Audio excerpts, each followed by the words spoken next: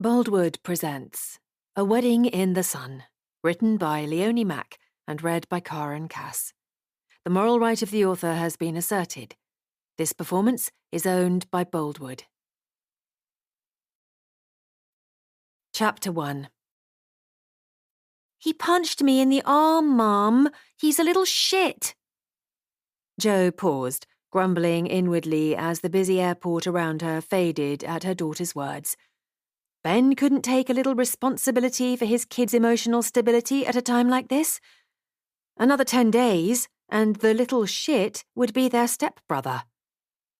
"I'll be there tonight," she assured Liz, hoping her daughter couldn't hear the tightness in her voice. Tonight, she would turn up for the happy pre-wedding festivities for her ex-husband and the beautiful woman he was marrying. Sarcasm would only protect Jo from the shards of her marriage for so long. "That's ours yet," Liz complained. "This whole time, Dad's made us look after Oscar." Her grip tightening on her suitcase, Jo swallowed some choice words for her ex-husband and wondered what she could say to placate her daughter when she agreed wholeheartedly. Ben should be supporting them through all the changes in their family, not forcing them to babysit, as though that was the only reason they were invited to this wedding that would create his new family. And from what Jo had seen of 7-year-old Oscar, he was a little shit. "I don't even want to be here," Liz cried. "I'm 17. I'm not a flower girl. I don't want to stand up with Monica like she's my new best friend, and the dress she bought is hideous." "I thought you liked it," Jo responded to the easiest part of that question. She pressed the back of her hand to her forehead, as though that would slow down the spinning of her thoughts. "I just assumed it was what all the kids wear these days." "Mum, I didn't think I had a choice, so I was nice about it. If you thought it looked ugly, you should have said something. I don't even want to go to the ceremony. I'd rather be at school." Jo didn't appreciate the reminder that the kids were missing school for this farce. The requirements of Monica's Spanish family seemed to be more important in the schedule than the children's education, and apparently the wedding was such an important occasion that it involved more than a week of festivities. "Maybe we can choose something else when I get there," Jo said, grinding her teeth. Ben even needed her to sort out the kids while he married someone else. God knows there was no other reason she'd attend his wedding. "Put Declan on?" There was some rustling, and then an inarticulate grunt, which was the usual greeting from her 14-year-old son. "Hey, Dec, hang in there, okay?" "Yeah, Mum." "If Oscar gets too difficult, just let him play with your phone," Jo suggested, trying to tamp down on her worry. "I'm not going to let him touch my phone," Dec exclaimed, as though he'd rather be punched in the arm than let a 7-year-old near his prized possession. Jo stifled a sigh. For all she knew, Monica was one of these anti-screen mothers who would be horrified, and Jo really shouldn't feel satisfaction at the prospect of riling up Ben's bride. Ugh, the word bride made her gag. Shaking off the awkwardness, she hitched her rucksack back onto her shoulder and started walking again, peering along the check-in desks for the one marked Zaragoza. "I'll see you soon anyway, sweetie," she said to Dec. She got another mumble in farewell before Liz came on again for a few more gripes that Jo was very willing to indulge. But despite her sympathy for her daughter, there was no point in escalating the already insufferable situation. She softened her voice and said, "I'm sure Dad doesn't realize that you feel sidelined, and Oscar—" The name of Ben's future stepson got stuck in her throat as she caught sight of a familiar figure at the check-in desks and whirled around, turning her back. She'd forgotten she'd see him at the wedding. If she stayed very still, perhaps he wouldn't see her. Even if he'd heard his son's name, he wouldn't imagine the woman with her hair coming out of its clip, and an ancient Fjallraven backpack would have said it. He wouldn't recognize her. He was just the ex-husband of the soon-to-be wife of her ex-husband, which was complicated enough to give her a spontaneous migraine. But he was also her former Parent-Teacher Association nemesis, and she didn't want to risk having to talk to him right now on what was shaping up to be one of the worst days of her life. There wasn't even a word for the relationship she had with that man, although awkward was one, certainly, even though she hadn't seen him in 3 years. His voice reached her ears, the burr of his Spanish accent, the animated tone, raised in indignation at that moment. "Mum?" Liz prompted her over the phone. "I have to go, sweetie. I'm checking in my bag." "Dad said we can't come with him to collect you from the airport," her daughter said glumly. "What? Why not?" "Monica's husband is arriving on the same flight, and we won't fit in the car with all your luggage." Joe's stomach dipped, wishing she'd had that information before she'd almost run into him. Glancing his way before she could stop herself, she saw him raise his hands in frustration, gesturing to a guitar case. At least Liz couldn't see her eye roll. "Adrián Rivera Morales. Oh, sorry, Adrián, pronounced with an accent, and his blasted guitar." "I really have to go, but I'll be there soon and we'll work things out. I know it doesn't feel like it right now, but we'll find a way to have a good time together. After the family party is over, we'll be down at the beach for a few days before the wedding." The wedding in a pretentious castle on the coast north of Valencia in Spain. "Yeah, we're going to the beach in Peñíscola," Liz said with a snort, "where you'll drink all the—" "Liz," Joe warned her in a low tone. If her daughter said cocktails, Joe would dissolve into laughter herself, and hysterics might alert Adrián. Even an innocent cola joke would have pushed her too far right now. "I'll see you soon. Love you. Bye." Ending the call with a stifled groan, Joe stowed her phone in her backpack and hesitated. Would Adrián be gone yet? Risking another glance over her shoulder, her frustration rose again to see him still arguing with the man at the check-in desk. "I'm sorry, sir, but if you wanted special care taken with this item, you should have booked an extra seat," the man said calmly. "I talked to someone on the phone a week ago, and they assured me the instrument was booked." His voice was even higher than it had been before. "The luggage is booked, sir. Here, I could put a fragile sticker on it for you." "Aye, you think a little sticker will stop your staff from throwing this around like a rugby ball?" She heard his exaggerated sigh from where she was standing and peeked over her shoulder again, wondering how long she would have to hide before he finished berating the poor man for doing his job. Why was he even bringing a guitar? The flight was in sardine class with a low-cost carrier. Adrián shoved his hands through his unnecessarily long, curly hair and grimaced. He had a moustache and a goatee too, and that air of self-importance that only an attractive man can get away with, not to mention a thick gold chain that always peeked out of his collar as though he were a hip-hop star. "How much is an extra seat?" he asked, his voice tight. Joe unfortunately understood the reluctance to shell out more money for an ex's wedding. She was annoyed enough that she had to take time off work to attend a family party in a place with too many Zs in the name before the actual wedding the following week. "The flight is fully booked, I'm sorry." Joe clenched and unclenched her fists as Adrián lost it, Spanish curses tumbling out of his mouth and his arms gesticulating wildly. He slapped the counter in frustration. "Sir, I'm going to have to ask you to—" "Fine," Adrián cried in a tortured tone. "Take it into the hold, sit on it and toss it to each other, and if anyone asks, tell them your airline damaged a Palo Santo de Rio guitar made by Ricardo Martín González himself." "If it's damaged, you can download a claim form from our website." "I don't need a claim form. I need my guitar to arrive in one piece." "This seems like a good instrument case, sir. If I just put the sticker on it—" Maybe he would decide not to get on the plane after all, Joe thought, with expanding hope. Imagining Ben collecting them both from the airport made her nauseous. With one last melodramatic choke, Adrián pushed off the counter and stalked away with a dismissive wave, as though he couldn't bear to watch his precious guitar disappearing down the conveyor belt. Joe used her last dregs of human compassion to challenge the unkind thought that there had probably been a good reason Monica had divorced him. What fun this wedding was turning out to be.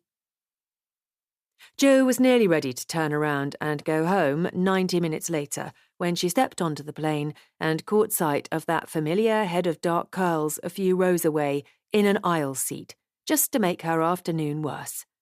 It was a small aircraft with a single aisle. Even though the flight was booked out, not that many people wanted to go to Zaragoza on a Wednesday night. 2 of them probably didn't want to go to Zaragoza at all. She wondered why Adrián was coming. Surely as the father instead of the mother, he could have pleaded paternal incompetence and claimed it would be awkward if he turned up. For once, she wouldn't have resented a man for that. She peered at her boarding pass, holding it up to hide her face. 13F, it's on the left, just past the emergency exit row, the smiling flight attendant told her unnecessarily. Jo made her way along the aisle, inspecting the seat numbers intently enough that it was plausible that she hadn't seen Adrián. He was reading the flight safety card with a stormy expression, although perhaps that was just his resting face. She sensed movement as she walked past, and her throat swelled uncomfortably as she wondered if he'd looked up and opened his mouth to acknowledge her. It might have nipped the awkwardness in the bud, if only she'd had the courage to do that herself. "Oh, hi, Adrián, isn't it? Oh my, haha, isn't this awkward, going to the wedding of our exes? Are you on the PTA this year? Still refusing to play Santa at the Christmas fair? How about the choir? Are they skimming PTA money for their excursions this year as well, even though there are only 2 members?" Nope. There was no way she could have done that. With her instincts for self-preservation raging, she hurried to her row, flinging her suit bag into the locker over the seat and squeezing past a middle-aged woman and a young man with baggy clothes and baggier body language to reach her seat. What had been Adrián's problem with playing Santa anyway? Only someone a long way up their own arse would refuse to make children happy at Christmas, and there was no harm in kids believing Santa had a Spanish accent. Pulling her phone out to turn it to flight mode, she noticed she had a voice message from Liz and put the device to her ear to listen without Mr. Baggy overhearing. "Mum, I just wanted to say sorry." Liz paused to take a breath and continued in a contrite tone. "I know there's nothing you can do, and I don't mean to stress you out, but I just needed to vent for a minute. I don't even want to think about the wedding when I remember how things used to be." She sucked in a breath that might have been a sniff, and Jo's stomach sank. She knew what her daughter felt, because she felt it too. "Anyway, I love you, Mum." Jo typed back, "Love you too, sweetie. Taking off now." Only 2 hours, and she'd be there to smooth things over for her kids, as best she could smooth over the fact that their father was getting married again. Liz was nearly an adult herself, but Jo was worried she'd taken the divorce 4 years ago harder than Declan had. She'd been old enough that she wanted to understand why the marriage was crumbling, something Jo still couldn't answer with actual words. Crap. Now she was thinking about Ben and the twisting, crunching feeling when she saw him with Monica that was 1 part disgust, 2 parts impotent moral high ground, and 14 parts heavy failure. With a pinch of jealousy that she didn't want to admit to. She swiped at her eyes, gritting her teeth against tears. She was not still grieving their 14-year marriage, only the 14 years of her own stupidity for thinking their marriage was worth all the sacrifices. This was not where she wanted to be at 46, divorced with a job that left her no time for her kids' crises, and in a narrow plane seat heading to a party with a bunch of strangers who only knew her as Ben's ex-wife. If the mother of the bride was supposed to wear a nice outfit with a flamboyant hat, perhaps the ex-wife of the groom was supposed to wear a jute sack. That would have saved her bringing her suit bag with the flowing green evening dress that hopefully didn't look as old as it was. Rummaging in her rucksack, she tugged out her headphones, untangling them with a huff of frustration. Glancing ahead, she saw Adrián had managed to calm down now, and she couldn't help thinking he wasn't the only one struggling with emotional outbursts today. She shoved her headphones in and sat back in her seat, closing her eyes. It would all be over in 10 days. She'd never have to see Adrián again, although the same wasn't true for Ben and Monica. Listening to Pearl Jam and Radiohead and the bands that had got her through the 90s, the flight passed quickly. despite the seatbelt sign lighting up regularly as the little plane juddered its way southeast. A few times, Jo's stomach dropped as the aircraft lurched, but she'd experienced turbulence before, and, with her headphones in, she missed the murmurs of alarm that rippled through the passengers. It was only when a flash of lightning lit up the dimming sky through her window that she sat up straight and pulled out her headphones. A flight attendant dashed up the aisle, stumbling as the aircraft heaved again, and Jo gripped the armrests, trying not to let her brain wander in the direction of orphaned children. This is the captain speaking," came a mumbled voice over the loudspeaker. "The predicted storm has hit a little earlier and a little more strongly than expected, so keep those seatbelts on, folks." Jo forced herself to breathe out. A storm. Surely planes flew through storms all the time. Another few minutes passed, the air in the cabin still and tense as lights flicked on and the aircraft shuddered and creaked. Then the loudspeaker clicked on again and the captain cleared his throat. "I'm sorry to have to tell you," he said, pausing, "that weather conditions over the Pyrenees have worsened. We can't fly any further." Jo's breath stalled. No, she didn't want to go to Zaragoza. But she did not want to go to Zaragoza either. Panic burst over her in 1,000 questions without answers. Would they return to London? When was the next flight? How quickly could she get to Lis and Deck? Jo's hand flying to her forehead, her gaze settled on the back of Adrián's head.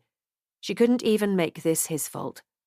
The captain continued gravely, "We are preparing to make an unscheduled landing at the nearest airport." As she watched, as though in slow motion, Adrián turned and unerringly met her gaze.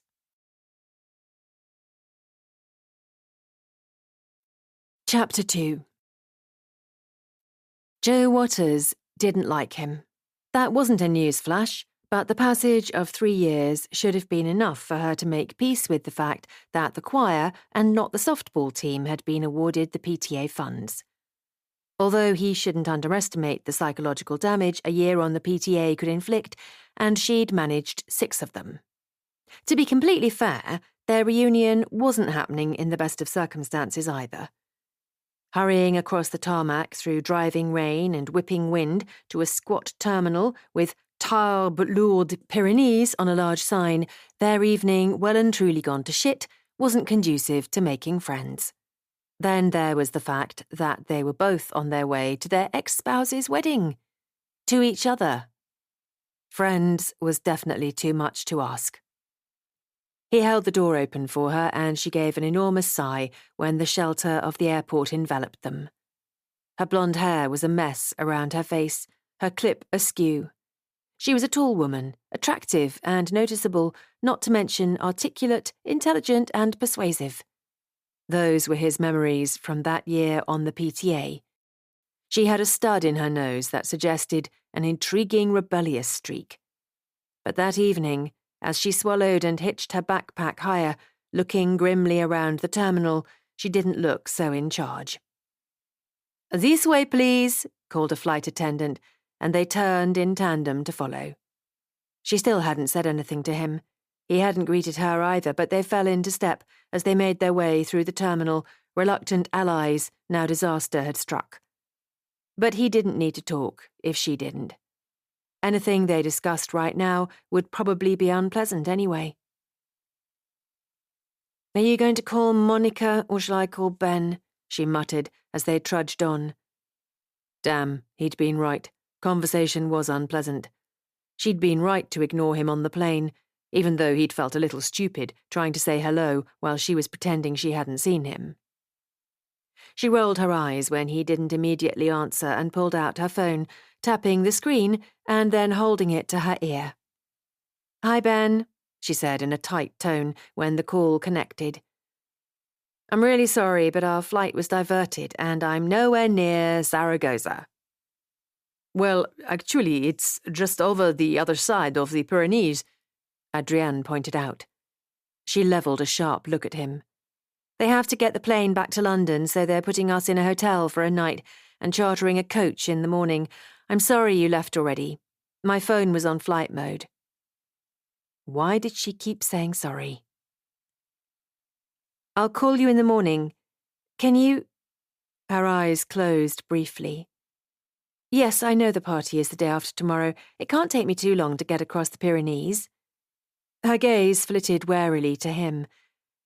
But can you spare a thought for Lys and Dec, please?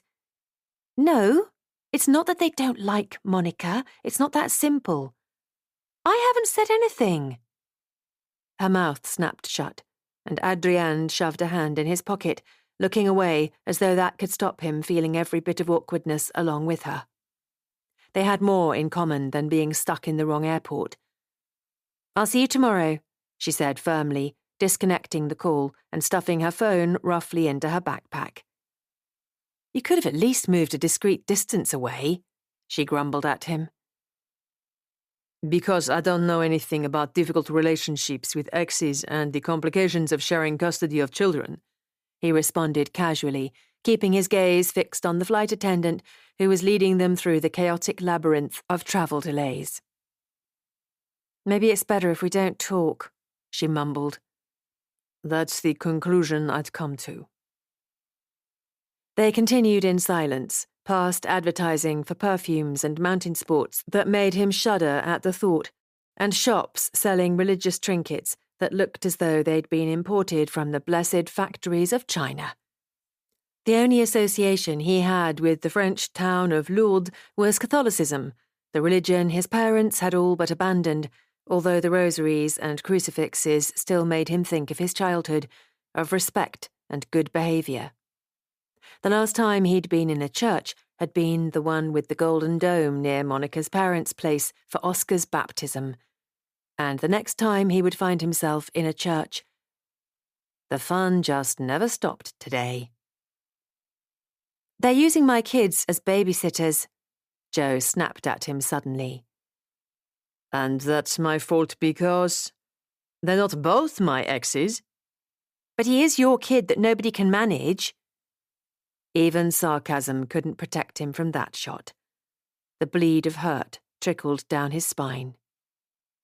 We can't all be model parents like you. Her gaze whipped to his. What do you mean by that? I said you were a good parent. But you implied otherwise. I have an ex-husband and a well-developed bullshit detector, Adrián.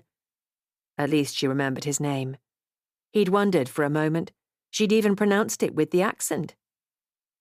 Good for you, he muttered, meaning it genuinely, but not prepared to give up his sarcastic tone yet. Yes, I work full-time, but everything I do is for those kids. Why else do you think I'm tearing my hair out because we're stuck here instead of in Zaragoza? Zaragoza, he muttered, correcting her pronunciation for lack of anything else to say.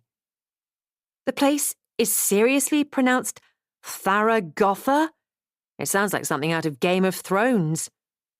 He winced at her terrible accent. No, Zaragoza, he repeated more firmly. Oh, fuck off, she muttered under her breath, swiping a hand through her hair. He felt the strangest urge to smile. Adrián tried not to stare, but his gaze was drawn continually back to her as they followed the slow crowd to goodness knows where. Although she'd made it clear that being stuck with him wasn't her idea of a good time, she didn't storm off.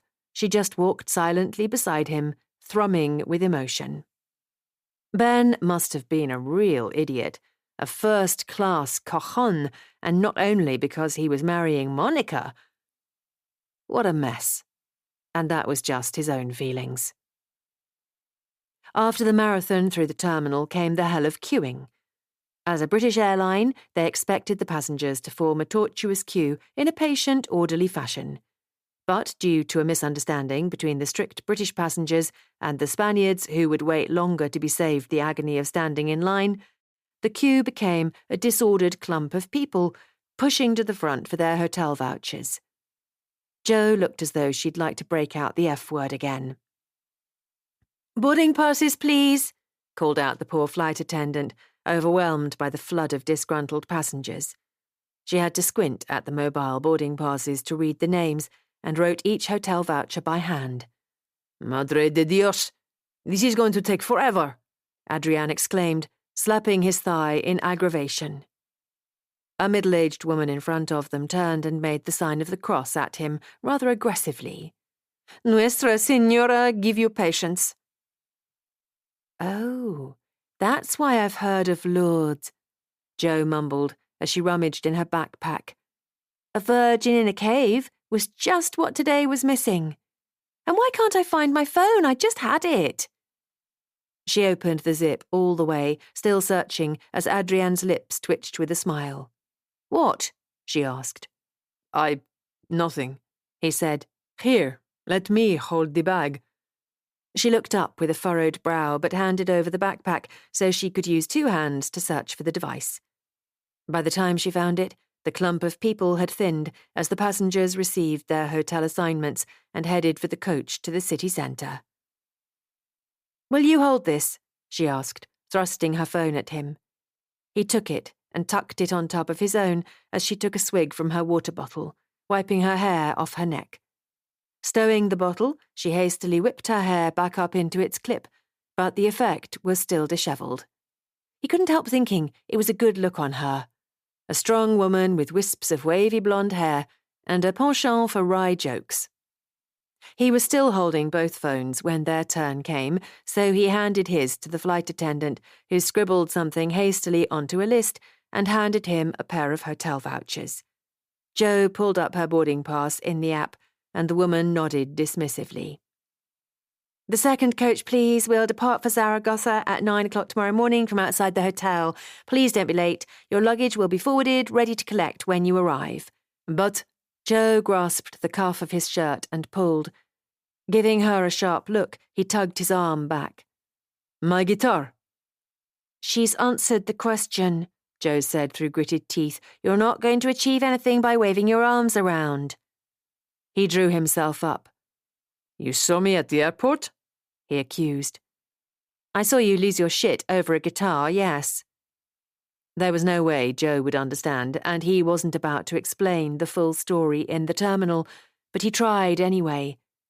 Not just any, yes, a Rancho Valdez something Santo gold-plated 20-carat guitar, and that makes 0 difference to this poor woman who just wants to go home. She shared a sympathetic look with the flight attendant. Ricardo Martín González, he mumbled. He sighed deeply. If anything happened to that guitar. Damn Monica and her wedding. And her pre-wedding party and the coming 10 days that were sure to be the worst of his life. Fine, let's go. Juggling the paperwork, his phone and his trolley bag, he set off for the coach in a hurry. It's not going to leave without us, Jo grumbled, catching up with him and snatching the vouchers, stowing them in her backpack. It might, he contradicted her with a shrug. Besides, we've been standing in that queue for years, and I'm starving, he said snappishly. Wow, exaggerating just a little, she quipped. And you're not sarcastic at all. She stopped up short with a snort that he was fairly certain was supposed to be laughter. What is wrong with us? She murmured. He turned back to her, his hands on his hips, and said with a straight face, We were on our way to the wedding of our ex-partners when our flight was diverted, and we found ourselves stranded in the place where the Mother of God reveals herself to the faithful in a cave. And I haven't had dinner. Jo gave him a withering look that only made her look more attractive, a sign his thoughts were even more off course than he'd realised. Searching in her bag again, she produced a wonky muesli bar and handed it to him. He snatched it eagerly, his stomach clenching in both anticipation of the snack and the faint hope that she'd meant it as a peace offering. Thank you. My kids play a lot of sport. I usually have something in my bag. She watched him with a curious expression as he ripped off the wrapping and dug in. But you should probably stop talking about the Mother of God that way. It sounded like you meant she gave a strip show. The joke caught him at the wrong moment, and he inhaled a few oats, choking and spluttering. But he was surprisingly glad they'd given up ignoring each other, even if she was the ex-wife of the soon-to-be husband of his ex-wife, and had said, Mother of God and strip show in the same breath.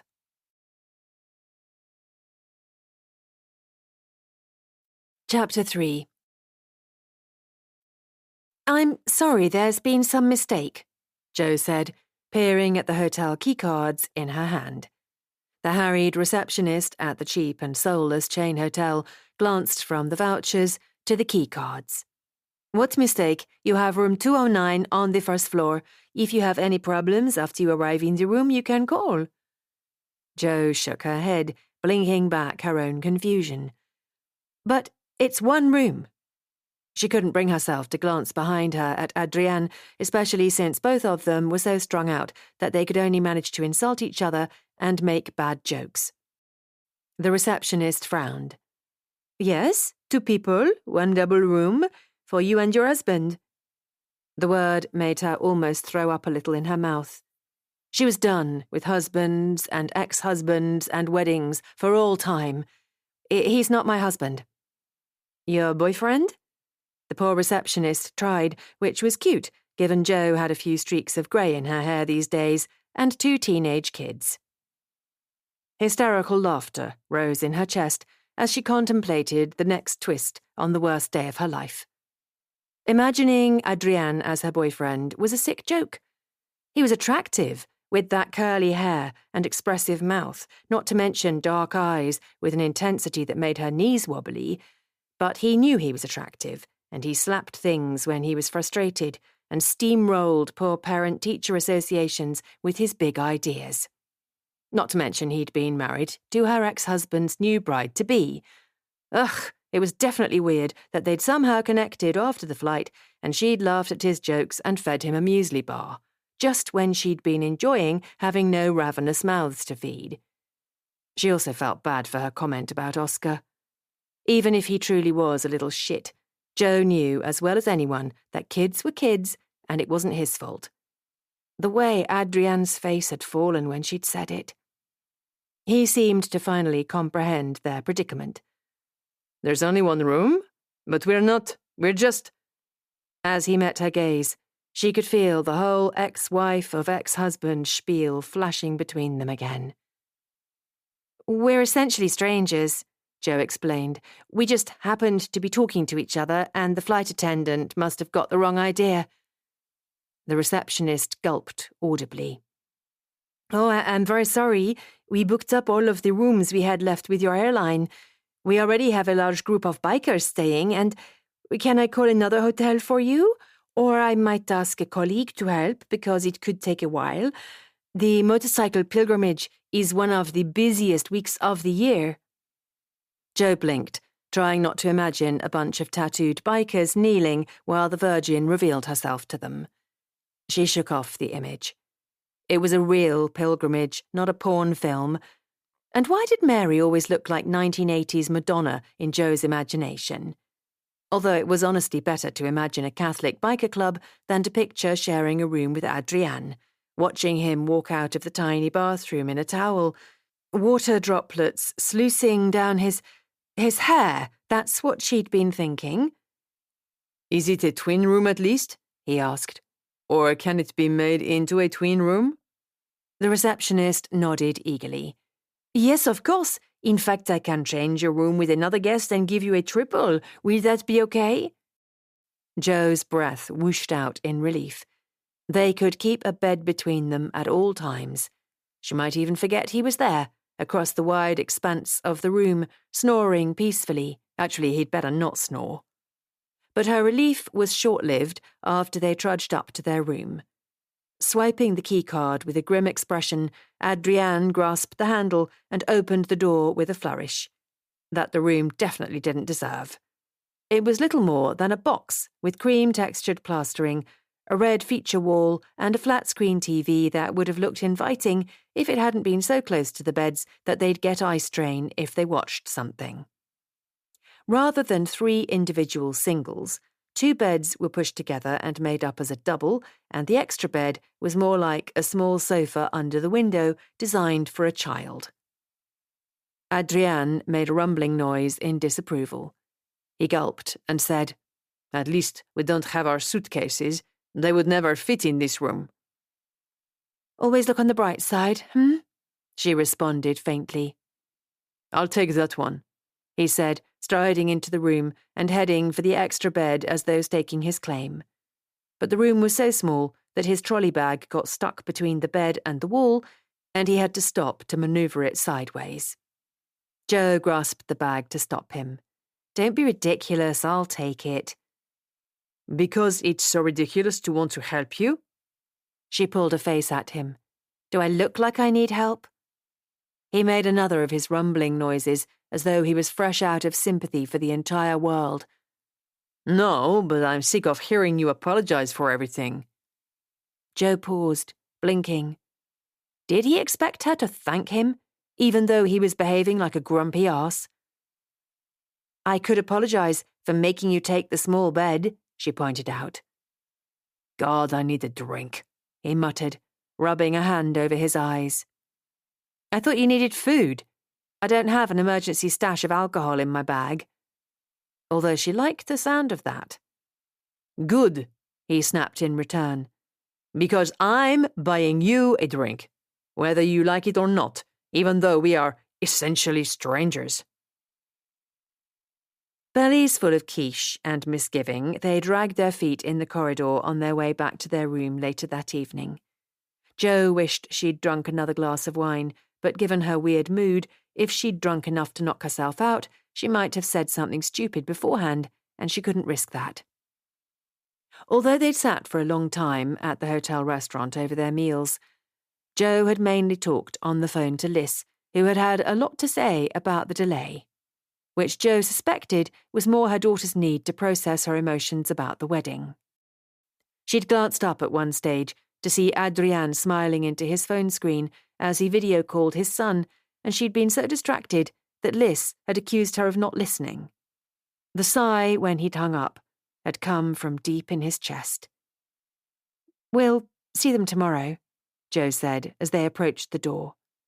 He gave her a faint smile. And then your daughter won't have to babysit my son anymore. Shame rippled up her chest, but he pushed the door open before she could say anything, and then the claustrophobia of the tiny room made talking about anything serious impossible.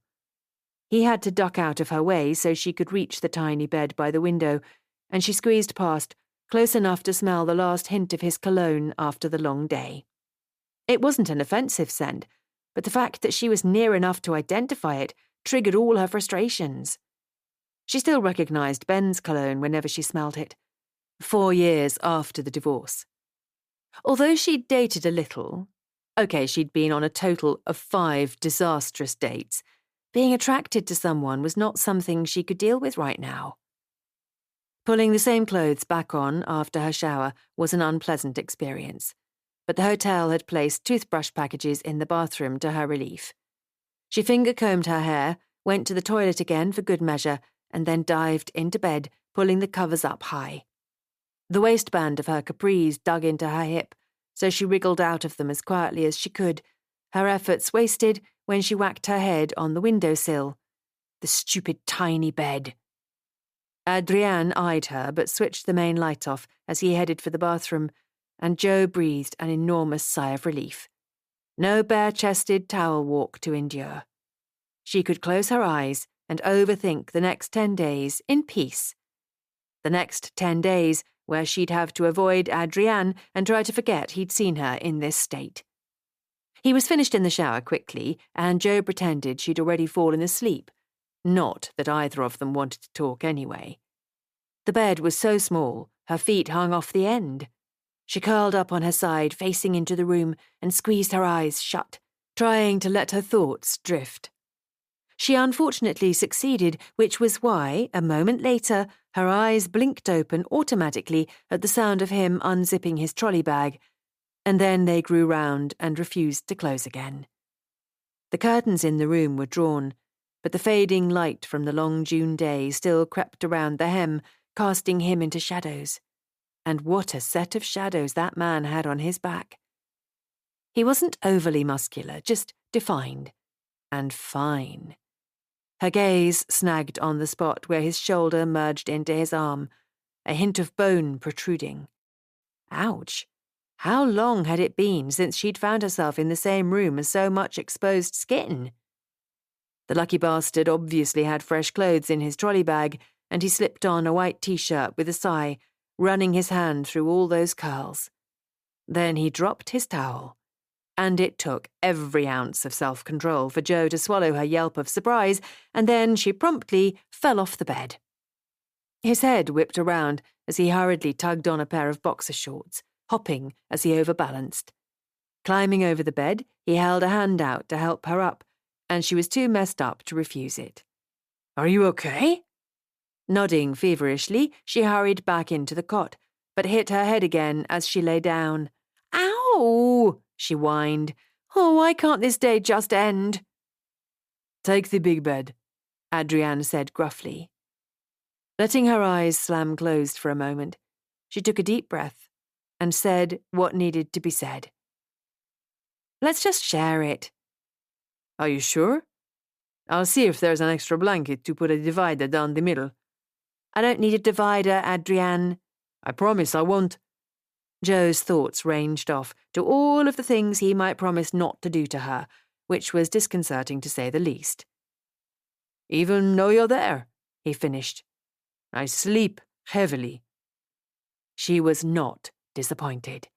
"Good for you," she mumbled as she swung her legs out of the bed again and hopped into the near side of the double, Adrián looking pointedly away. Aside from the relentless awareness of his presence, the bed was heavenly after the cramped confines of the cot, and she managed to convince herself it wasn't unusual at all to share a bed with her nemesis, and she could drift off comfortably now. Then he spoke. "Were you awake when you fell out of the bed?" "If you're trying to work out if I saw your naked bum, then the answer is yes. Now can I go to sleep?" "Sorry, I thought you were asleep." "I didn't imagine you revealed yourself on purpose." "Illuminating, was it?"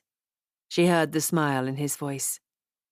"Not a religious experience, but I could hardly ignore the light of the enormous moon in our tiny hotel room," she grumbled, tugging the blanket more firmly around herself, and hoping he'd get the message that she didn't want to chat like a pair of kids at a sleepover. "Hey," he protested, "I need some of the blanket too." He pulled it roughly, and she rolled with it, her thigh falling against his. She wrenched her leg back to her side, but not before her imagination headed off into the wilderness again. A rather pleasant wilderness that featured warm skin and crisp hair and closeness she hadn't experienced in too long. She had to stop thinking about him like that. "You're worse than my son," she complained. "I had to sleep in his bed a lot when he was little because he... Anyway, we should go to sleep." As he mumbled in agreement, she thought about Deck again, about the affectionate and rowdy little boy he'd been before he was swallowed by his smelly bedroom and his computer.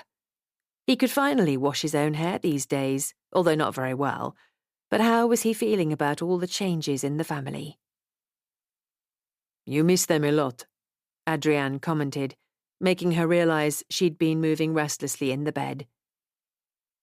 "Of course I miss them," she retorted. "They're like my own body." Except young and not yet battle-worn. "How are they dealing with the wedding?" he asked. Jo grimaced, flopping onto her back and abandoning thoughts of sleep for the moment. "I wish I knew. It's all so drawn out. Why are they having this pre-wedding party anyway? Is that a Spanish thing?" "No," he answered defensively. "But Monica's family is big. Not all of them can travel for the actual wedding next week, but they can't be excluded either. That's a Spanish thing." "What about exes? Are they usually included?" When he didn't answer, she risked a glance at him to find his face alarmingly close, his gaze dark with dismay. "Forget it," she grumbled, rolling over again. "I don't want to talk about this right now. It'll land on us soon enough tomorrow." She wasn't sure she liked the way "us" had crept into that sentence, but it was better to think about the unpleasant wedding than his naked body right now. "You're right. Good night, Jo." "Good night, Adrián," she mumbled in reply. she began before she could hold it in. "I'm sorry for what I said about Oscar. I was upset and took it out on you.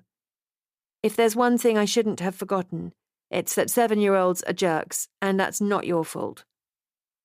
She peered over her shoulder and caught his quick smile between that musketeer facial hair. Is that what you learned from parenting too? Kids are jerks? "Yep," she said with a firm sigh. Thanks for the pep talk. I hope teenagers are better. "Nope, teenagers are assholes." She should have left it at that, but he caught her with the intensity in those eyes, and she rolled over to face him warily. It must be tiring for him to be so passionate all the time. She was exhausted just looking at him, which must have been why she had to suck in a heavy breath. But his expression grew sad and distant. I know Oscar is difficult. I've heard it from every nursery nurse, every teacher. You can't imagine I didn't know what you meant. "But he's your son," she filled in, which only made him fix her with another unsettling gaze. Yes, and I'm worried about how he'll cope with the chaos of the wedding preparations. Without me,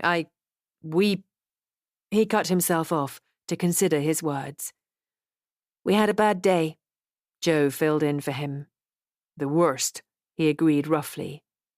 Maybe we should try to be friends. Just until we arrive in Zaragoza tomorrow? "What's not friendly?" she asked in a peeved tone. I can see it in your eyes every time you think about the softball team missing out on the PTA money, he commented. "If you think I'm forgiving you for that, then you're dreaming." A truce, then, he suggested, tucking his hand up under his chin. A verbal ceasefire. "I didn't think we were at war, but okay, a truce." She met his gaze, and it was worse than catching a whiff of his cologne. Too long looking into that handsome face, and she'd start to think of their relationship as more of an alliance, and that was going too far, considering they were about to be tortured by the nuptials of their exes. Unless you steal the blanket in the night, if you do that, all bets are off, he said sternly. "Are you looking for a pillow in the face? If you steal the blanket, I'll come over there and get it back." His silence made her mistake quickly evident. I'm staying on my side of the bed, no matter what, and now I'm going to sleep." At least, she hoped she was.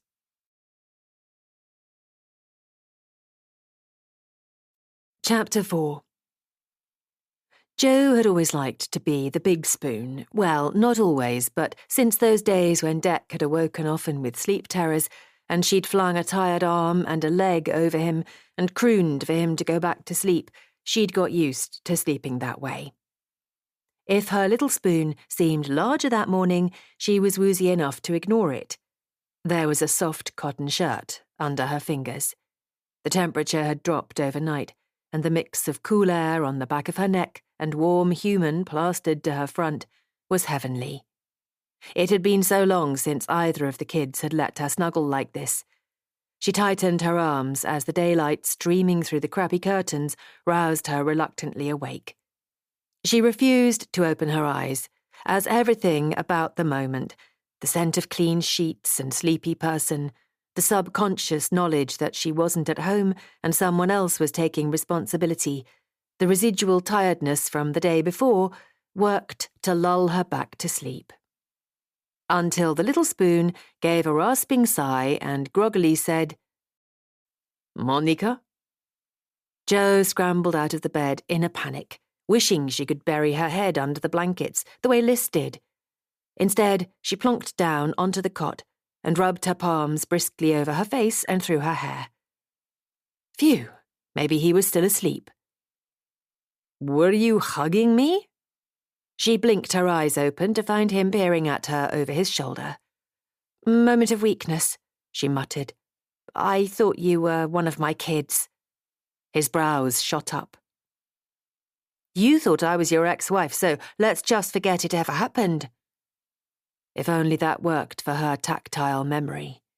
That shirt was incredibly soft. That was when she realised she'd slipped off her tailored capris last night and she was sitting on the bed in her undies.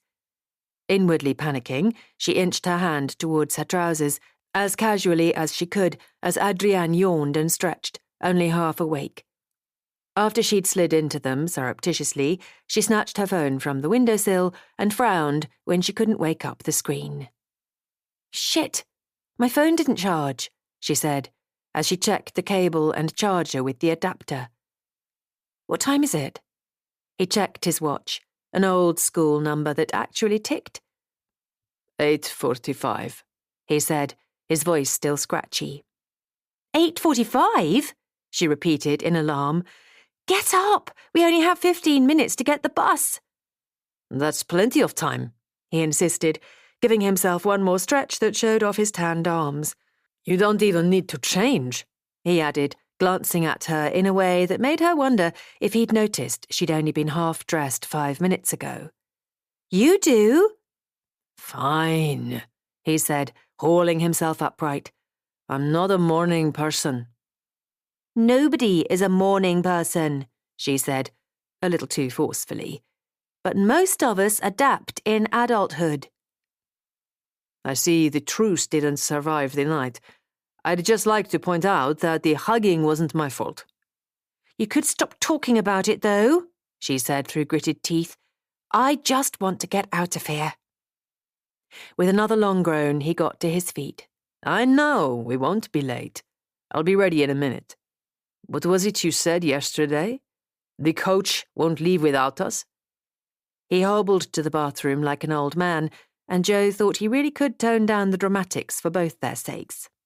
He was ready in more like 7 minutes, meaning they didn't have time for the buffet, but that didn't stop Adrián from heading into the breakfast room to pour an espresso, holding up a hand when Jo opened her mouth to protest. You don't want to sit with me on the couch if I haven't had a coffee, he said in his gravelly morning voice. What's the hurry? We have 6 minutes. I'm not sure I want to sit with you at all, Jo grouched. But she softened a little when he gave her the first mini cup of espresso. As she paused to appreciate the sharp aroma and creamy texture, she wondered whether Adrián really wanted to sit with her either. Why would he, when she'd been as friendly to him as a bear with a sore tooth?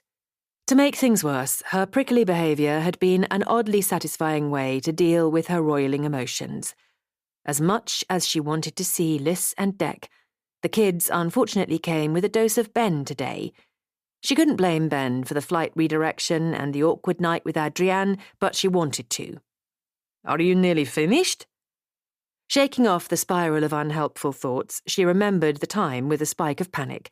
If Adrián was suggesting they needed to go, then they really needed to go. She remembered the number of times he'd turned up 15 minutes late to a PTA meeting, missed some vital piece of context, and made her or Annie Winters repeat everything they'd discussed. What time is it? Relax, it's 3 minutes to 9. I've been paying attention. 3 minutes? It doesn't take 3 minutes to walk 20 meters, Jo, he called after her as she rushed for the foyer. If we missed the coach because you thought 3 minutes was early enough...